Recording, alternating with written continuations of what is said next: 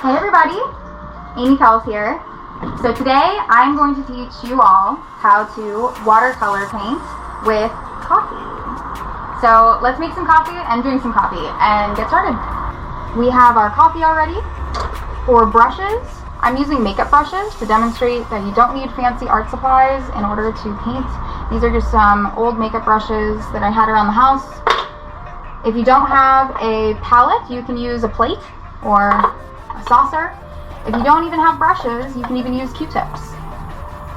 I also have some paper towel here and some tape, some hand sanitizer that'll come in handy later, and some salt for texture effect.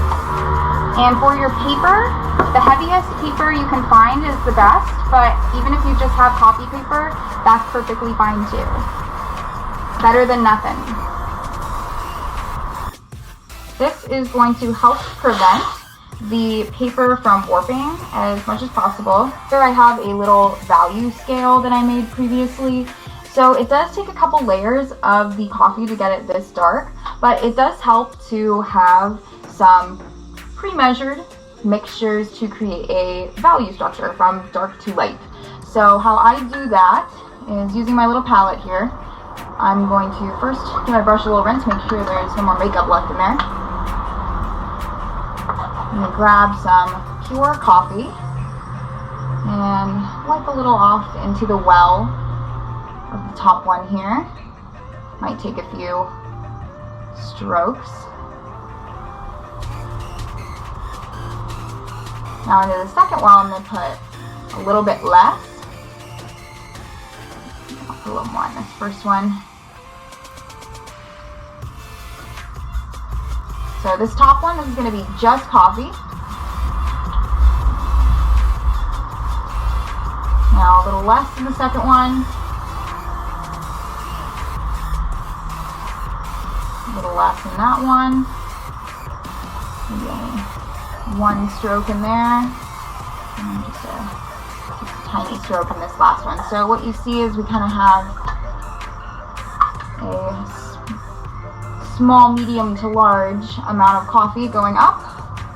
And now we're just going to take our water and we're going to put the most water into the bottom one. So this will be our lightest. And then in here,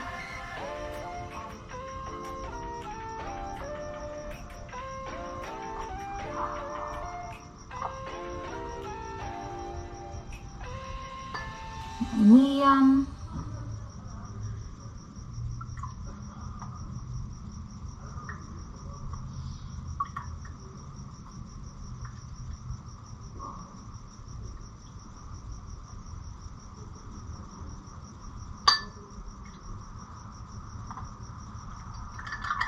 All right, that was pretty good. So I'm going to start with this big blush brush. Although it kind of reminds me of a mop brush, as it's called. So it holds a lot of water, and this is perfect if you want to just kind of wet your surface in a certain area.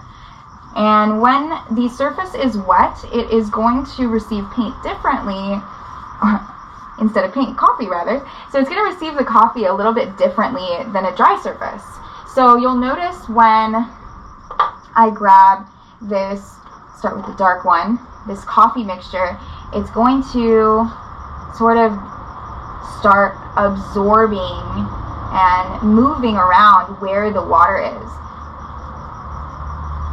But if I take the same mixture and use it over here in the dry side, it's going to create somewhat of a puddle, and it's going to stay in its area. So let's do some little circles over here. We'll do a small one, a medium one, and a large one. And see, the Q-tips actually work pretty well. You can even use them to make dot patterns.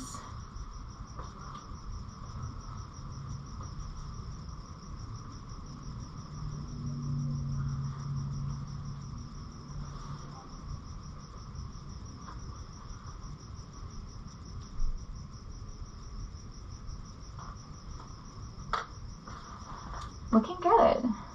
You're going to start to see as it dries a little bit more of that darkness gathering around the edges, especially in the wet on dry area of the paper. Down here, it's going to have a lot softer edges, and that's because the paper around it is wet. So if I want to create a gradient, it's good to use the wet on wet approach. If I want to make a more crisp shape, it's good to use the wet on dry approach. You'll notice down here there's this little bubble. If this is going to dry this way, it's going to have somewhat of an uneven tone to it. So sometimes I like to leave it like that to get more texture, but in fact, just to demonstrate, you can actually use a Q-tip and just take a little bit out if you don't want to have that uneven texture.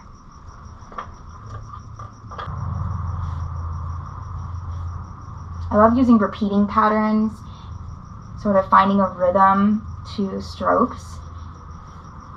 And you can find rhythms in so many organic shapes, in flowers, in the human form, in the sky, and that's what's really beautiful about nature, is you can really look for those patterns and everything sort of repeats. Okay, I'm going to get that area where I want to do the salt wet first. So I'm going to get that nice and wet and let it sink into the paper a little bit. I already got this corner wet before, so it should be a little bit moist already. But for the salt to really take its full effect, you're going to want to let that water kind of sit there and absorb into the paper. That will allow the salt to dissolve and create the texture that we're looking for. So then I'm going to take a little bit more of this darker mixture of coffee. Paint that on. I'm going to start kind of using a little bit of a gradient here by moving downward. Add a little more dark to that corner. Now I'm going to grab this salt here. Now I don't want to use too much right away. I've got my little scooper here. So I'm going to just take a little pinch and sprinkle it. You can always add more, but you can't necessarily take it away. So don't go too crazy with the salt right away. I wouldn't sprinkle it all over your work, just to test it out. And you're definitely going to want to let the salt sit the way it is, where it lands, until it dissolves and until the coffee completely dries in that area. Now, if you want to paint the rest of your painting while this dries, that's a good strategy. So I'm just going to put that in that one corner and we can kind of watch what happens there.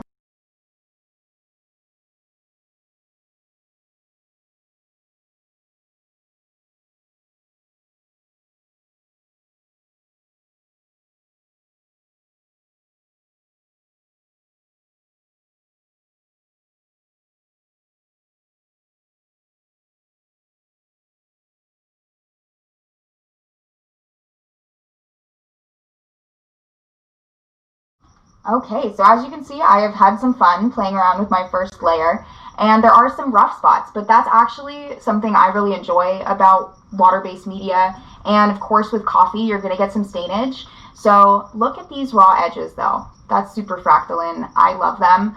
It looks almost like the salt effect happening down here, which I also love. Look at that pattern from the salt just absorbing into that under layer into the paper.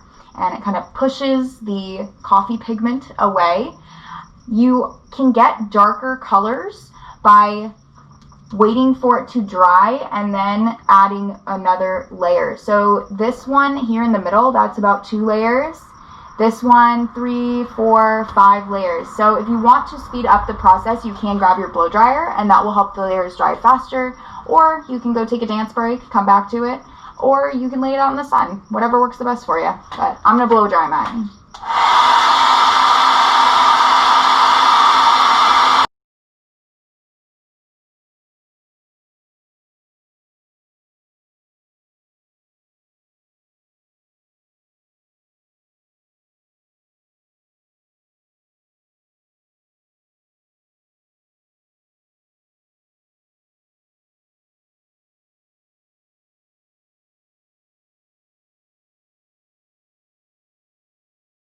Alright, layer 2 done. But I gotta go get ready to live paint tonight. So you guys, I hope you keep painting all day. And if you have questions, please reach out to me on Instagram. I would also love to see the photos of your coffee paintings. Wish that I was able to see them in person and see all of your smiling faces. I'm sure you feel the same. But I'm gonna have a really good time tonight, and I hope you guys are having a great time this weekend too. And everybody wash your hands. I love you. Stay safe.